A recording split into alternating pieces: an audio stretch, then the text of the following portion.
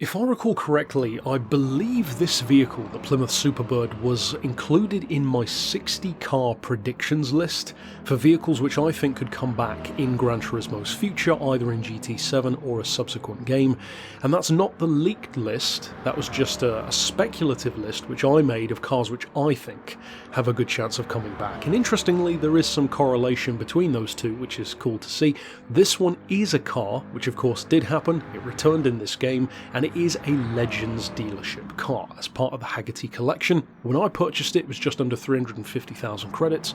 Of course, the price can go up and down. It was actually in rotation again recently, as of the time of making this review. And of course, it's simply put one of the most iconic muscle cars of all time, up there with its bedfellow, the Daytona Charger. The silhouette is just pure American rice. It's an absolute caricature of a vehicle, but interestingly for a functional reason. This was advanced stuff for its time, almost like America's equivalent of the German pioneering days in the 1930s in particular, with all the aero cars like the Auto Union V16.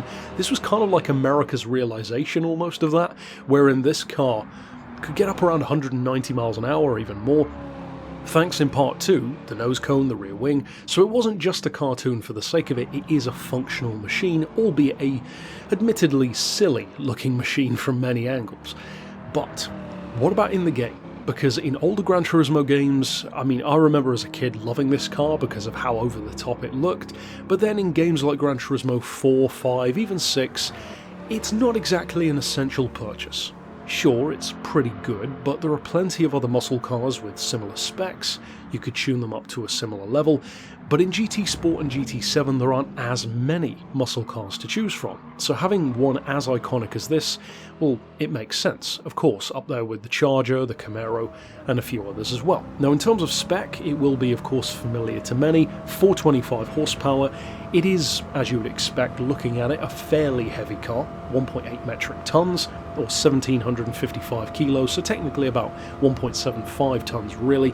Of course, front engine, rear-wheel drive, and naturally aspirated. As you'd expect, the point level is not that crazy, around the 435 region or just under, but interestingly, you can do some pretty amazing things when you tune this car. Now I've got a version of this car sitting in my GT7 garage right now that I've swapped out with a Hellcat engine, tuned up to 950 horsepower, and with the weight up around 1800 kilo region, it can actually compete with racing tyres at the sub 700 point level. So in other words, you can even use it at Le Mans as potentially a cash cow. Now I tried to do so, and unfortunately with that level of power, unsurprisingly with the current update status of the game, it shreds its tyres real fast. Pretty much after one lap I found the rear tyres to be unusable. Then again, with 950 horsepower, not too surprising. With that being said though, I was really impressed by how responsive this car was to tuning. And this car, as cartoonish as it is such a prime example, maybe even the best example, of a point which I've made so many times on the channel when talking about muscle cars, pony cars, even just classic American cars in general.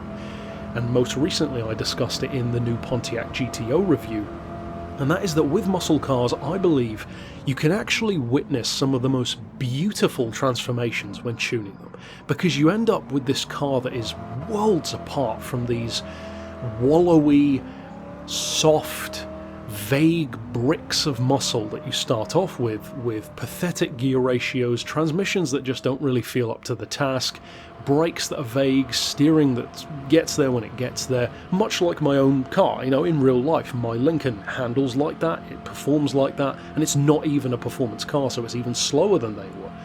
That being said, I love it for its charm, and you can love a car like this for its charm, even stock as I'm driving it here, but you feel those limitations real fast when the top speed is only less than 130 miles an hour. So unless you're going up against other period correct vehicles, let's be honest, it's next to useless against a modern car. That's the great part about tuning though, because when I tune that one up with the Hellcat engine, or to be honest, even if you didn't use the Hellcat engine, just upgrade the suspension, transmission, drop the weight and give it some good tyres, well, again, let's not forget, this car was designed to race. and race it did. I would say that is a way in which Gran Turismo and Polyphony by extension actually have done a good job with the game, because the car does feel a cut above other muscle cars when you tune it. It should feel like that. That's what the car's purpose was. So I actually think that they've done a really good job with this vehicle. Admittedly though, you need to put quite a lot of credits into it to make it feel that good. So I would say that this is one of those machines where you kind of fall into two camps in terms of whether or not you need to buy it. Of the two camps of people who I do think should buy this car, because let's be honest, 350 grand is not that much. The two camps are though either just a super fan of classic American cars and muscle cars, a collector in other words, who may even keep it completely stock and just do a nice paint job on it or whatever, or the total opposite end of the spectrum. Somebody like me who just went all out, crazy power, crazy engine swap, just slammed, stripped cage lowered as the saying goes, and just a beast. And surprisingly, a really good car through corners as well. If you stretch those gears, put it on some racing hards, stiffen up the springs, give it a little bit of toe, a little bit of camber, not even as crazy as you might think there, and just some minimal diff adjustments, you've got yourself one hell of a car, and it actually does legitimately feel like a race car when you tune it, more so than many other classic American cars of this time period do when tuned. So yeah, I would actually say it's a deceptively good car for what could on the surface appear to be, by today's standards at least, kind of a silly looking gimmick.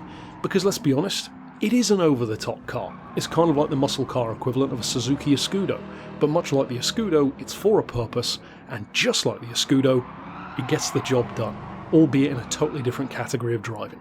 Ultimately then, that's it for my thoughts on the Superbird. Tell me yours down below. Have you tried it? Have you tried it crucially when tuned? And if you haven't, I would urge you to give it a try, because it really does act as a night and day change for this car. Ultimately though, that's it for my thoughts on it. Of course, stick around for more reviews on the channel, and until next time, I'll see you then. But for now, as always, thanks for watching.